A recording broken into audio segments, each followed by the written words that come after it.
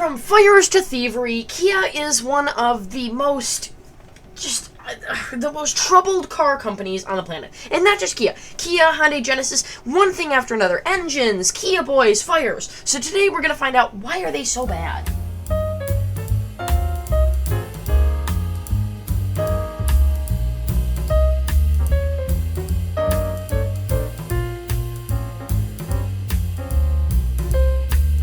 Alright, for me, Kia is interesting because it's always like a question mark. Now, one of the content styles I do on this channel is essentially bar rescue, but for car companies. So I see car companies that are struggling, they have a bunch of cars in Asia, yet they're not selling them in the United States, they're not selling well, it's a gigantic issue. So I take those, and then I reorganize them, bring some models over, rename them, and really just give it the works to make it as successful as it possibly could be. Now, you may notice I have yet to do Kia or Hyundai. That's because they've done it for me. Kia, Hyundai, Genesis is the best run car company right now in the United States. I mean, truly, they hit it every single time. They know exactly when to strike the market. They know exactly what colors to launch, exactly what to do every single time. It is genuinely impressive. For example, the K4 wagon or hatchback. Toyota would say, oh, we don't need a Camry hatchback. Oh, that doesn't make sense. Kia understands is that by launching a car, all they can do is get new people. They're not going to push anyone away. If you don't like it, you don't have to buy it, and you can get the regular K4. But if you want something a little bit more sporty, get the hatchback. And sales have increased for the Kia K4 hatchback because they essentially offered something in the market which no one else is selling.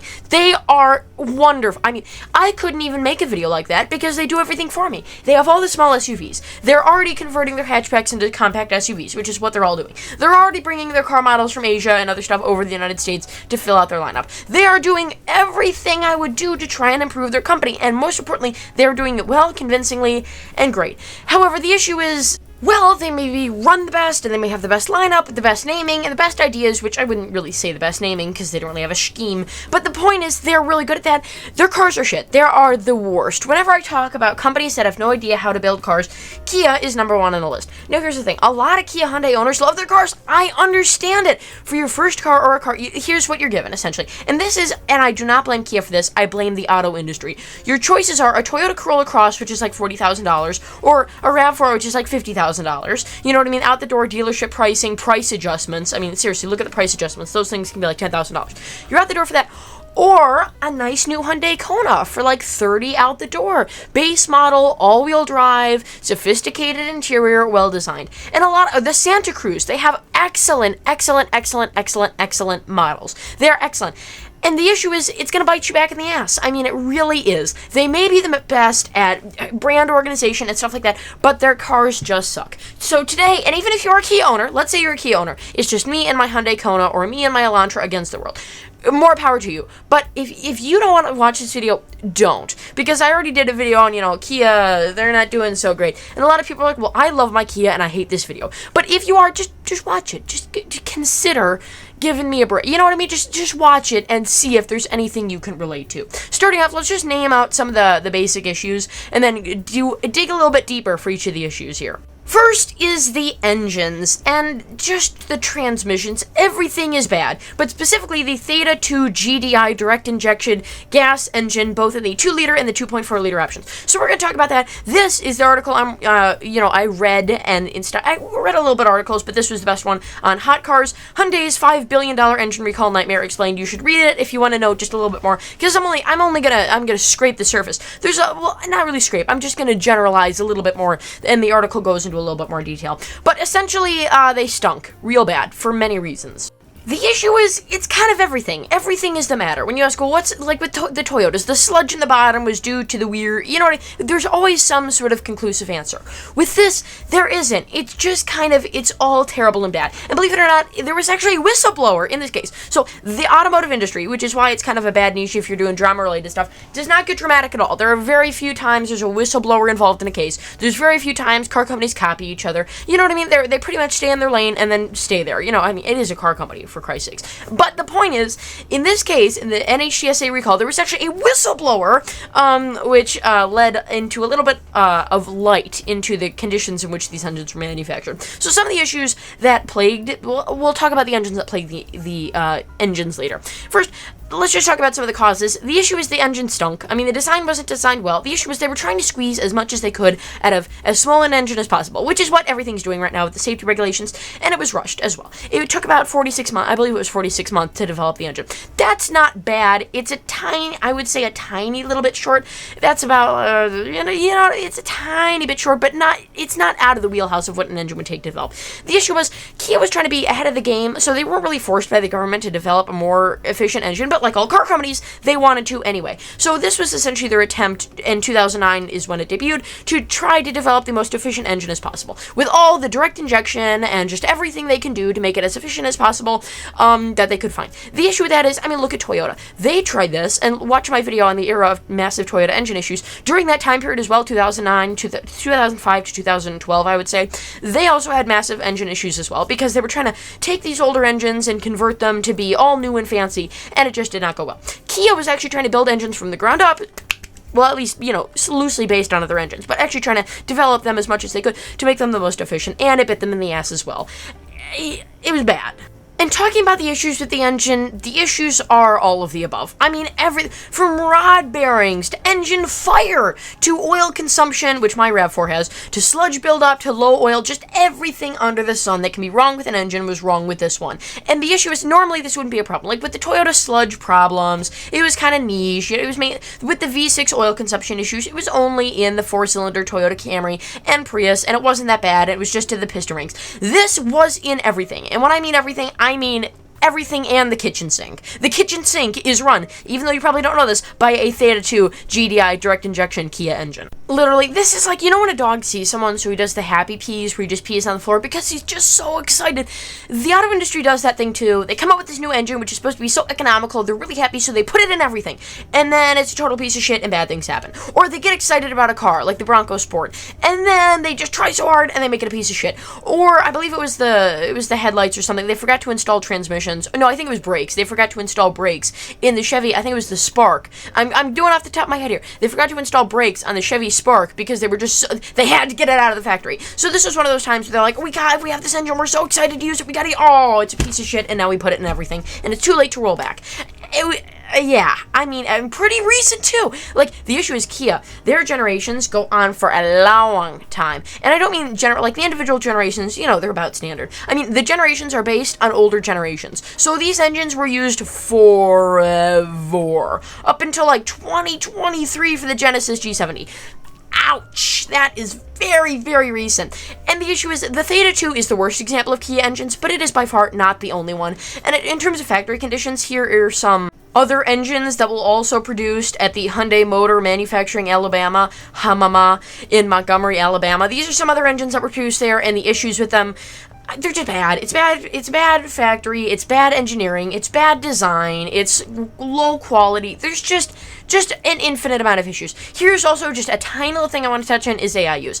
I am using specifically Grok in this video. Now, this is not a paid subscription. It's not anything like that for Grok. Like a paid, come on, I have 1,000 subscribers. Who am I going to influence?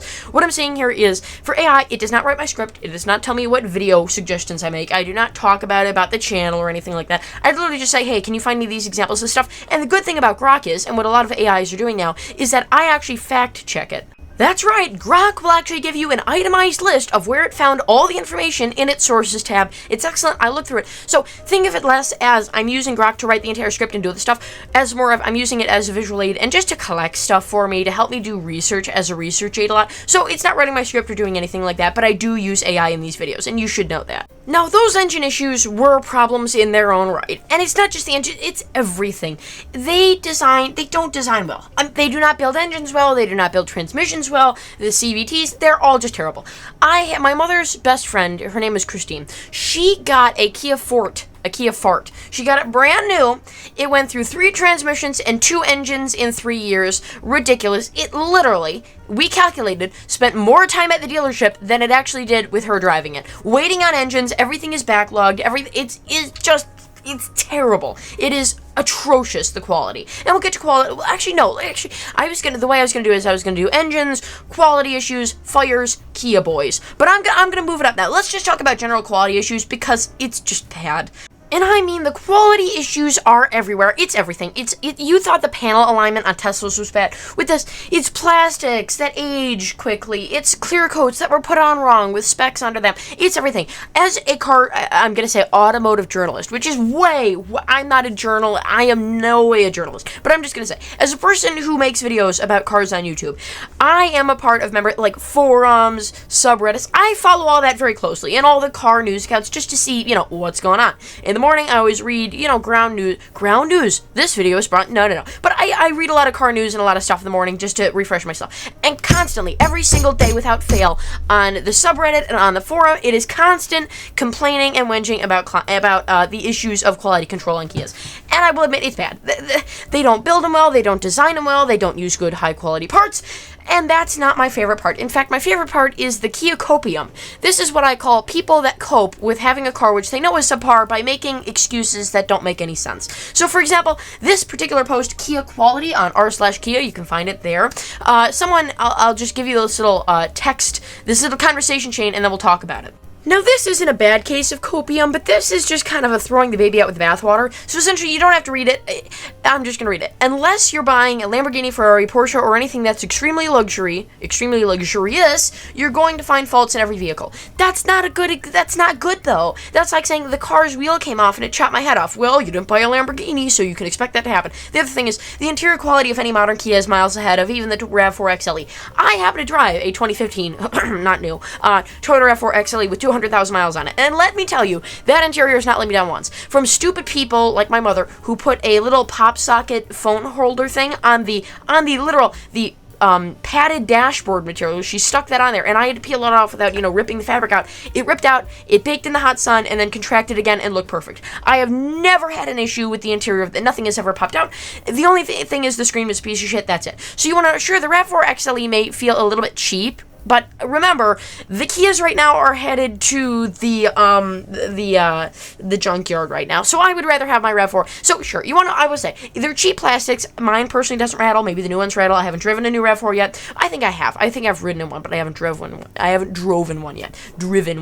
And the point is, sure, you can make arguments, oh, well, I like this on the Kia, but the RAV4 is going to last forever. And also, I think, come on, just because you own something doesn't mean you need to defend it. Let me give you a good example. Vornado fans. The V, Vornado, I have bought those for my life. All of them. Every single time I needed a fan, I bought a Vornado.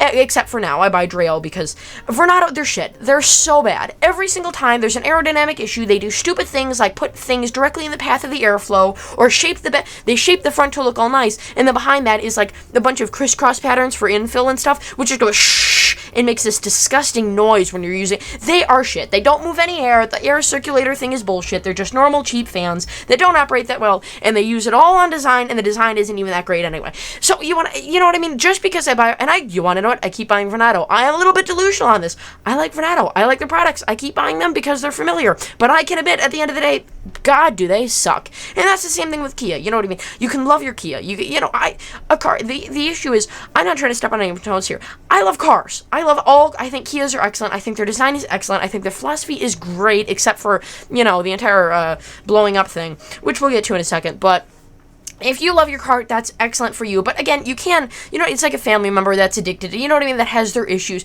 You can, you love them, but they have their issues. You know what I mean? They're a little bit wonky sometimes. And that's Kia. Alright, next we have the fires, and this is probably the largest issue with Kias, your car actively turning into a volcano. Probably a pretty big issue, but probably is going to have the shortest amount of time on here of all the topics we're talking about, because it's everything. I mean, it's like the engines, except the engines, you can look at the factory, you can look at the whistleblower, and that's interesting. This is they're just bad. It's just atrociously bad fires. You know what I mean? It's just bad. I can't even, it's just bad. That's all I have to say. The fires are bad. The stupid bullshit that leads up to the fires, like the power seat things, they just can't, Kia can't design anything well to save their life. They would design an alarm clock that would catch fire. It's down to it's something. You know, when I'm talking to someone and we're having a disagreement, sometimes it's difference of taste in things, like difference of opinion, and sometimes it's that I'm or they are genuinely not getting something, and Kia is not getting something about design. It's everything. Everything they touch turns to shit. And it's everything. Everything from the little power-adjusted sleet cider. They found a way to make that catch fire. That is impressive. I don't think I could do that if I wanted to, and yet Kia found a way. It's just everything. What can make Kias catch fire? I put a little list here. Everything. Everything can make a Kia catch fire. Looking at it the wrong way, boom, it's on fire. I think, I don't know what it is. These remind me of like the Chinese EVs, where everything is the issue, and everything is worse than the last. It's the power seats, it's the infotainment, it's this and this and this and this and this. Everything is the issue, everything is the matter. It's all terrible, low quality, it's all bad. So in terms of Kia fires, they happen, they're bad. It's the engines, it's the interiors, it's the batteries, it's the electrical systems, it's electrical faults. They're just made so cheaply that if your car catches on fire, I'm sure the firemen don't even, they're like, oh, it's a Kia, of course it caught fire. I don't even know it was probably just some stupid ass thing that caused a giant fire. It's impressive that they cause fires. It is impressive that they I don't even know. I have driven so many cars with electrical problems in my life. We were a middle American family that lived in Oregon. We had so many cars with my dad's Camry. The internal little light wouldn't turn on. Everything in the roof was all dead. The little lights in the front, the lights in the back, the sunroof, it was all dead for some reason. We could never figure it out. No fires there. Our stupid little Ford Windstar that we had for God knows why, for some reason, the car would not turn on, the battery would be dead, everything would be dead, and yet, if you hit your hand or moved your hand, I discovered this accidentally right before we junked it, if you slipped your hand off the seat and put it on the power seat adjustment for the driver's side, all the gauges would spin up to the max and then spin down. And yet, we've owned so many shitty cars with so many shitty problems, all the Ford Tempos, all that stupid crap, the Dodge Intrepid. Our family didn't own those, but we have a lot of sketchy people.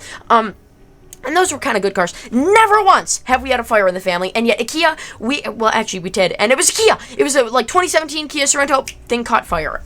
Come on, it's impressive. I don't even know how you would start a fire in a car.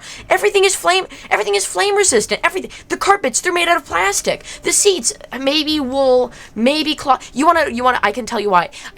Because this is another thing that doesn't help Kias. They're cheap, and they use a lot of cheap sourced materials and goods which catch fire. The more artificial it is, the better fire it catches. So for the natural things, this is like a thing, I watched a fire alarm video, and this is where I got that from, so I may be wrong. Essentially, it's like natural things, fire wants, it burns oxygen, and the oxygen is intertwined there, really strong, it's a very intricate knit, it's very natural, it's involved for thousands of years, so it's difficult for it to burn. It burns very slowly and exhaustingly and takes a lot of energy to break down. Meanwhile, the stuff that we do, it's like a little box, like, you know what I mean? It's just easy, it's easy to break down, like that. It's all on fire. It can consume it easily without that much, without that much air and stuff. You know what I mean? So that's the issue. A lot of the stuff in the interiors is just cheap interior materials, which does contribute to it because cheap things catch fire more often. That's why house fires were such a thing in the 2000s. Meanwhile, in the Victorian era, when they happened, they were a little bit less because cotton and stuff like that is flame resistant a little bit more than the fake artificial stuff that we have now. So that is a contributing factor, but still, it's atrocious. Alright, next we have the last issue, and I'm sure everyone's watched this stupid YouTube video about the Kia boys. It's the Kia boys. These are just a bunch of stupid people. Why would anyone want a Kia? No, I'm joking. Kias are excellent cars. Why would anyone want a Toyota with 200,000 miles on it? That's not the moral of the story. The moral of the story is, this one is kind of Kia's fault for being cheap, but it's also, we can't prevent what we can't predict. And that is a lesson I've learned from Desperate Housewives. There you go. So there are two issues set here. First of all, the car is lacking an immobilizer. An immobilizer essentially says, well, if the key is not in this vicinity, the car ain't starting. It doesn't have that. It's like, oh, well, the ignition's on. Great, fantastic. Let me start the engine. So that's one of the issues. On a normal car, if you tried to pull the shenanigans, the ignition would be powered on. Nothing would be powered on because the key is not in the vicinity.